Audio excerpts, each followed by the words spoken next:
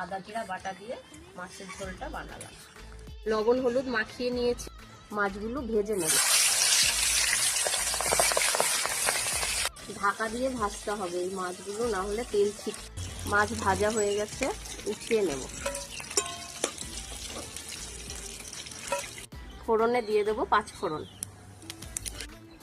আলুগুলো দিয়ে দিলাম, দিয়ে কিছুক্ষণ ভেজে নেব। এবার বেগুনগুলো দিয়ে দিলাম, দিয়ে দেব পরিমাণ মতো লবণ, হলুদ, লঙ্কার গুঁড়ো। বেটে রাখা আদা জিরে বাটাটা দিয়ে দিলাম। কেটে রাখা টমেটোটা দিয়ে ভালো করে কষিয়ে নেব। কষানো হয়ে গেছে, পরিমাণ মতো জল দিয়ে দেব। এবার মাছগুলো দিয়ে দেব।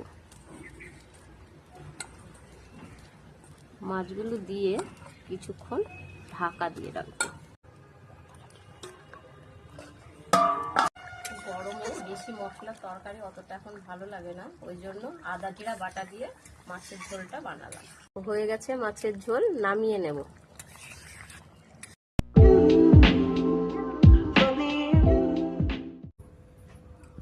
মাছ কদিন ধরে হাতে মাছই পড়েনি।